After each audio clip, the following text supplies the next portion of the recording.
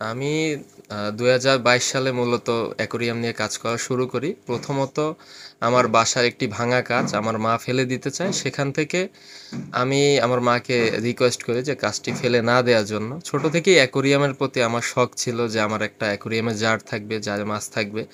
সেখান থেকে ওই যে ভাঙা কাঁচটি, ওই ভাঙা কাঁচটি দিয়ে এক বড় ভাই আমাকে কিছু সিলিকন দেয় তার বাসায় থাকা।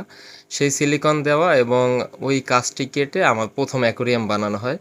যেটিতে আমি ১ম ২ টা গোল্ডফিশ রাখছিলাম। সেখান থেকে প্রথমত শখ ছিল। এরপরে আরও ৩-৪ টা অ্যাকোরিয়াম আমি নিজে বানাই। সেখান থেকে এখন পর্যন্ত ব্যবসাতে চলে আসা এবং এই ব্যবসায় আসার অন্যতম কারণ হচ্ছে পটুয়াখালীতে অ্যাকোরিয়ামের দোকান তেমনভাবে নেই এবং প্রচুর পরিমাণে হবিস্ট আছে। এখন মোটামুটি আমরা একটা ভালো পর্যায়ে আছি। যেহেতু আমার শুরু হচ্ছে অনলাইন পেজ থেকে, হ্যাঁ? অ্যাকোয়ারিস্ট নাবিল আমার পেজের নাম। পেজ থেকে যেহেতু শুরু, আমি পেজের উপর বেস করেই অনেকটা আগাচ্ছি সামনের দিকে। বর্তমানে আমার অফিসিয়ালি কোনো শপ নেই বা আউটলেট নেই। আমার বাসার পাশে একটা রুমে আমি আপাতত আমার সেটআপটা গুছিয়ে রেখেছি। ইন ফিউচার আমি চেষ্টা করব যে একটা ভালো মানের আউটলেট দেওয়ার। আর বর্তমানে আমাদের কাস্টমার বলতে শিশুরা বেশিরভাগ আছে। অনেকেই হয়তো জানে না যে আমার লোকেশনটা এখানে।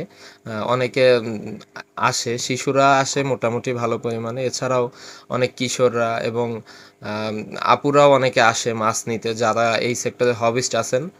তো আমাদের উপর অনেকে ভরসা রাখে। এছাড়া আমাদের প্রোডাক্ট বাংলাদেশের বিভিন্ন জেলাতে আমরা ডেলিভারি করে থাকি। যেমন আমাদের প্রোডাক্ট নাটোরে গিয়েছে, কুষ্টিয়াতে গিয়েছে, এরপরে ঢাকাতে গিয়েছে। এমন হয়েছে যে আমার এখান থেকে মাছ নিয়ে ঢাকাতে বেড়াতে গেছে যে, "ভাই আমি যাবো, মাছ নিয়ে যাবো। আম আমার অ্যাকোরিয়ামের জন্য মাছ নিতেই হবে।" আমার এখান থেকে প্যাক করে দিয়ে তাকে সুন্দরভাবে প্যাকেজিং করে আমরা তাকে ঢাকায় পাঠানোর ব্যবস্থা করেছি। এছাড়াও আমরা অ্যাকোরিয়াম, অ্যাক্সেসরিজ এগুলা সচরাচর কুরিয়ার করে থাকি।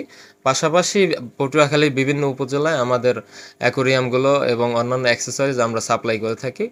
যেমন আজকেও কলাপাড়াতে কিছু প্রোডাক্ট চলে গেছে। এছাড়া আমাদের গলাচিপা উপজেলা, বাউফল উপজেলা, বিভিন্ন উপজেলা থেকে অনেকেই আসেন যারা অ্যাকোরিয়ামের বিভিন্ন ধরনের জিনিস আমার থেকে নিয়ে যান। আমি সাধারণত অ্যাকোরিয়ামের যে সেটআপগুলো আমি নিজেই বানিয়ে থাকি এবং হচ্ছে বিভিন্ন ধরনের অ্যাকোরিয়াম আমার কাছে অ্যাভেলেবেল থাকে। সেক্ষেত্রে চারকোনা টাইপ অ্যাকোরিয়ামগুলো আছে, পায়া ট্যাঙ্ক আছে।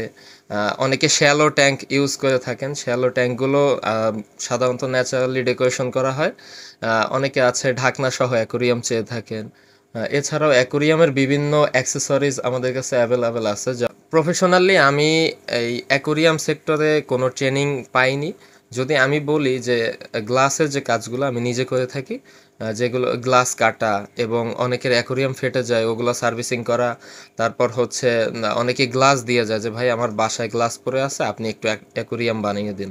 সেক্ষেত্রে গ্লাসের কাজগুলো আমি নিজেই করে থাকি এবং প্রশিক্ষণ বলতে আমার ওইভাবে কোনো প্রাতিষ্ঠানিক প্রশিক্ষণ নেই এবং এ বিষয়ে প্রাতিষ্ঠানিক প্রশিক্ষণ দেওয়া হয় বলেও আমি জানি না। আর এছাড়া হচ্ছে আমার শিখা বলতে প্রথমত এক বড় ভাই, উনি আমার অনুপ্রেরণা ছিল। উনি আমাকে সাহস দিয়ে এ পর্যন্ত এনেছেন। আমি তার নামটা নাই বললাম কিন্তু তাকে স্মরণ করছি। কারণ তিনি আজকে এই পর্যন্ত আসার পিছনে। কারণ অনেকবার আমি ফ্রাস্ট্রেটেড হয়ে এই সেক্টর ছেড়ে দিতে চেয়েছিলাম। তিনি ধরে রেখেছেন। এছাড়া তিনি আমাকে ১ম একটা গ্লাস কাটা কিনে দেয় ৳১৪০ দিয়ে যে, "তুই গ্লাস কাটা শুরু কর, তুই পারবি। তোকে দিয়ে সম্ভব।" না। আজকে তার অনুপ্রেরণায় মোটামুটি এই পর্যন্ত।